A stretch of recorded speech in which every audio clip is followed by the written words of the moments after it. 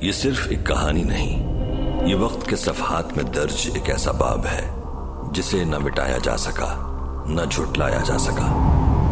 یہ ایک ایسی قوم کی داستان ہے جو پہاڑوں کو تراش سکتی تھی مگر اپنے انجام کو نہ بدل سکی۔ اس قوم کا اصل جرم کیا تھا؟ ایک قتل یا ایک سچائی کا انکار؟ آئیے تاریخ کی زبان میں ترتیب کے ساتھ اس داستان کو کھولتے ہیں۔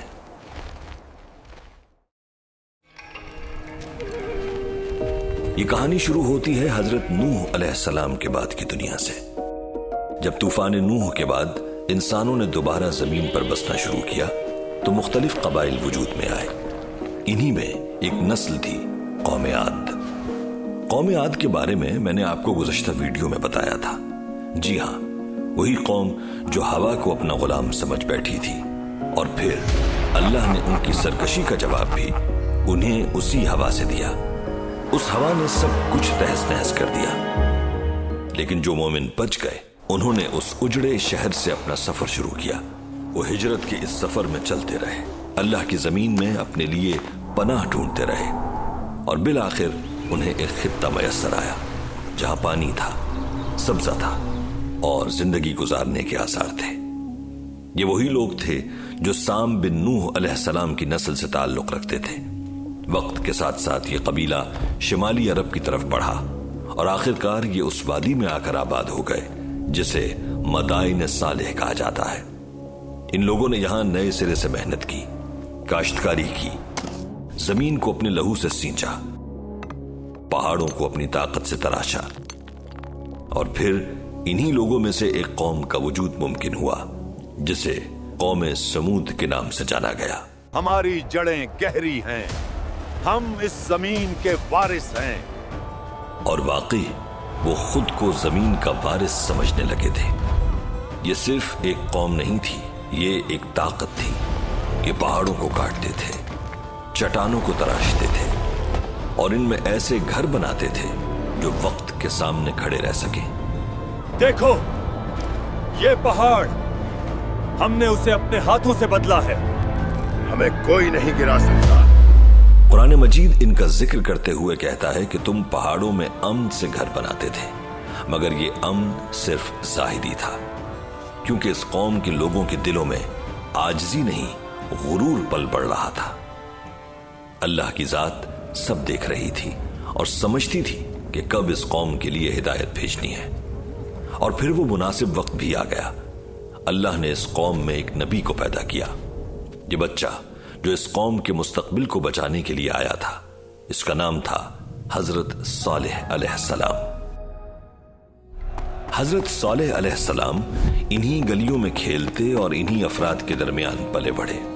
انہوں نے انہی پہاڑوں کو اپنے بچپن سے دیکھا اور انہیں اپنی قوم کے ہاتھوں ہنر اور طاقت سے تبدیل ہوتے دیکھا۔ صالح ایک سمجھدار لڑکا ہے، یہ بات کرتا ہے تو اس کی بات میں اثر نظر آتا ہے، یہ دوسروں سے مختلف ہے، نہ جانے کیوں۔ لوگ جس طرح ان کے بچپن میں انہیں منفرد سمجھتے، اسی طرح ان کی جوانی میں بھی انہیں اہم مقام دیتے۔ لوگ ان پر بھروسہ کرتے، انہیں امین سمجھتے، مگر وہ نہیں جانتے تھے کہ یہی شخص ایک دن ان کے سامنے سچ لے کر کھڑا ہوگا۔ پھر ایک دن صالح علیہ السلام کھڑے ہوتے ہیں اور کہتے ہیں، اے میری قوم، اللہ کی عبادت کرو، اس کے سوا کوئی معبود نہیں۔ مجمع میں خاموشی رہی، پھر سرگوشیاں پیدا ہونا شروع ہوئیں۔ صالح، تم ہمیں راستہ دکھاؤ گے؟ کل تک تم ہمارے ساتھ تھے، آج ہمیں بدلنے آئے ہو؟ صالح علیہ السلام کہتے، میں تمہارا خیر خواہ ہوں، میں تمہیں ایک بڑے عذاب سے ڈرا رہا ہوں۔ دن گزرتے گئے اور مہینوں میں بدلتے رہے، اور مہینے سالوں میں۔ صالح علیہ السلام بار بار دعوت دیتے رہے، یہ طاقت تمہیں دی گئی ہے، اسے اپنی نہ سمجھو۔ مگر جواب ہمیشہ ایک جیسا، ہم اپنے باپ دادا کے راستے کو نہیں چھوڑیں گے۔ ये सिर्फ इनकार नहीं था, ये रिवायत के नाम पर सच को ठुकराना था। अल्लाह के नबी अपना काम करते रहे, उनका काम लोगों को हक की दावत देना था, सो वो ये दावत देते रहे। कुछ लोगों के दिलों में इस बात का असर भी हुआ। साले ठीक कहते हैं, लेकिन अरे लेकिन क्या? इन्हीं खुदाओं ने हमें सब कुछ दिया। अब अचानक किसी के कहने पर इन खुदाओं को कैसे छोड़ दें? अगर इन खुदाओं के हाथ में कुछ नहीं है तो फिर उन्होंने हमें ये सब कैसे दिया? इसकी बातों में नहीं आना चाहिए। ये ताकत, ये गुरूर हमें वही सब करके हासिल हुआ है जो हमारे बाप दादा करते रहे। आखिरकार कौम के सरदारों ने कहा, अगर तुम सच्चे हो तो कोई निशानी ले आओ। एक शख्स ने चैलेंज किया, इस पहाड़ से एक ऊंटनी निकालो। ये एक नामुमकिन मुतालबा था, मगर अल्लाह के लिए नामुमकिन कुछ नहीं। अचानक उस बड़े पहाड़ में एक दरार पड़ती है और एक ऊंटनी बाहर आती है। ये हकीकत है। ये जादू है, ये नहीं हो सकता। इस मौके पर सालेह अलैहिस्सलाम ने ऐलान किया, ये अल्लाह की ऊँटनी है। अल्लाह ने अपना मौजज़ा दिखाया तो लोगों की ज़बानें कुछ देर के लिए बंद हो गईं, लेकिन उनके दिलों में अभी भी कुफ्ल पड़ा था। ऊंटनी लोगों के दरमियान रही, लेकिन उसकी एक अजीब खासियत थी, वो एक ही वक्त में कुएं का सारा पानी पी जाती। लोग पहल तो हैरान हुए, फिर उन्होंने सोचना शुरू कर दिया कि उनकी फरमाइश पर अल्लाह ने उन्हें ऊंटनी तो दे दी, लेकिन इस ऊंटनी का उन्हें कोई फायदा नहीं बल्कि नुकसान है, क्योंकि ऊंटनी इस कुएं का सारा पानी पी जाती थी जो लोगों की जरूरत का था। वो परेशान हुए और इस परेशानी का जिक्र अल्लाह के नबी से किया। फिर सालेह अलैहिस्सलाम ने उस आजमाइश का ऐलान किया जो अल्लाह की तरफ से इस ऊंटनी के साथ भेजी गई थी। इसके लिए पानी का एक दिन है और तुम्हारे लिए एक दिन। ये एक मौजज़ा था और एक हद भी। ये ऊंटनी हमें कमजोर कर रही है। अगर लोग ईमान ले आए तो हमारी ताकत खत्म हो जाएगी। फिर उसे खत्म कर देते हैं। ये वो लम्हा था जहां इनका असल जुर्म वाज़ेह हुआ। इन्होंने सच को पहचाना मगर उसे मिटाने का फैसला किया। इन लोगों ने अपने इरादे को पूरा करने की ठानी। इनमें से वो शख्स जिसने ऊंटनी को कत्ल करने की तजवीज दी थी, कुरान ने उस शख्स का जिक्र खास तौर पर किया है और उसे अशका के नाम से पुकारा है। वही शख्स आगे बढ़ा ताकि ऊंटनी को कत्ल कर सके। इतने में एक नौजवान चीखा, रुक जाओ, ये अल्लाह की निशानी है। मगर वो नहीं रुका। उसने एक वार किया और ऊंटनी जमीन पर गिर गई। एक लम्हे के लिए सब साकित हो गए।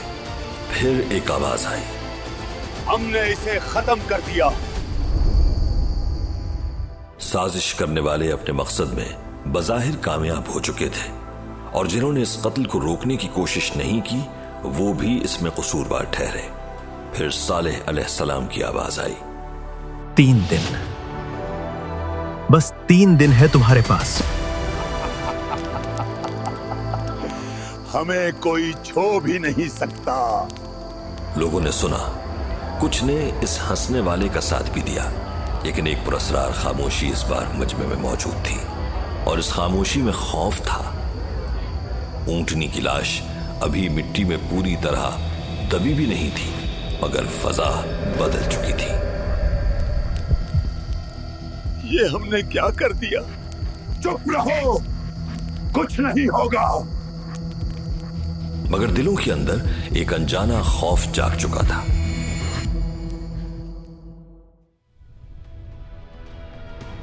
सालेह अलैहिस्सलाम के दिए गए 3 दिनों में पहले दिन का सूरज तुलू हुआ, मगर रोशनी में एक अजीब सा अंदाज था।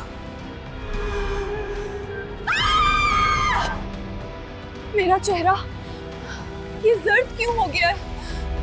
मेरा भी ये सबके साथ हो रहा है।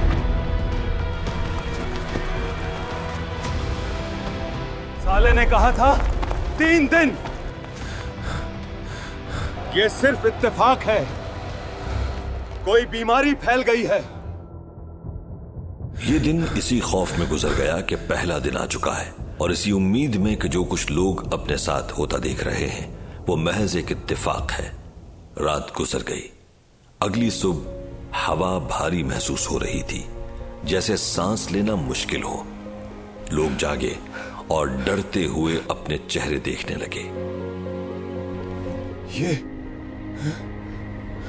ये लाल क्यों हो गया? चेहरे सुर्ख हो चुके थे, जैसे खून जम गया हो। हम पर कोई अजाब आ रहा है। नहीं, ऐसा कुछ नहीं हुआ। अगर ये अजाब होता तो हम सब खत्म हो चुके होते। मगर उसकी आवाज में वो एतमाद नहीं था जो कल था। रात आती है, कोई सो नहीं पाता। एक नौजवान आसमान की तरफ देखकर कहता है, अगर ये सच है तो हम क्या करें? दूसरा खामोशी से जवाब देता है, अब शायद देर हो चुकी है। तीसरी सुबह सूरज निकलता है, मगर रोशनी जैसे जमीन तक पहुंचने से इनकार कर रही हो। लोग आहिस्ता आहिस्ता घरों से निकलते हैं और फिर चीखें बुलंद होती हैं। हमारे चेहरे स्याह हो गए हैं। ये वही तीसरा दिन था जिसका वादा किया गया था। अब कोई इनकार नहीं कर रहा था। हमने साले की बात क्यों ना मानी?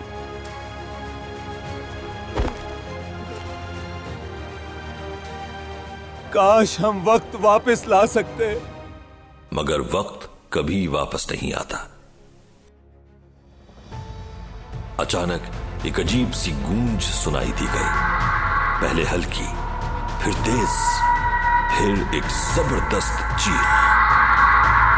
ऐसी आवाज जो कानों को चीर दे, दिलों को तोड़ दे। ये क्या है? ये वही अजाब है। जमीन लरजने लगती है, घर हिलते हैं, पहाड़ गूंजते हैं। औरतें, मर्द अपने बच्चे और अपना माल लेकर भागने की कोशिश करते हैं, मगर कोई रास्ता नहीं था। एक लम्हा, सिर्फ एक लम्हा, और सब कुछ खत्म। अल्लाह का अजाब आया और सब कुछ खत्म कर गया। अब न कोई आवाज थी और न कोई हरकत। वही तराशे हुए पहाड़ थे, वही शहर था जो न जाने कितनी मेहनतों से सजाया गया था, मगर अब सिर्फ खामोशी थी जो हर जगह सुनाई दे रही थी। ऐसी खामोशी जो चीख बनकर सुनाई देती है। सदियां गुजर जाती हैं और फिर एक काफिला गुजरता है जिसकी क़यादत कर रहे हैं हजरत मोहम्मद मुस्तफ़ा सल्लल्लाहु अलैहि वसल्लम। आप यहां रुक जाते हैं और फरमाते हैं, यह अजाब याफ्ता कौम की बस्ती है, यहां से इबरत के साथ गुजरो, और अगर रुको तो रोते हुए। एक आवाज गूंजती है, जैसे तारीख खुद बोल रही हो। इस कौम ने 3 दिन देखे मगर समझ ना पाए, और जब समझ आई तो वक्त खत्म हो चुका था।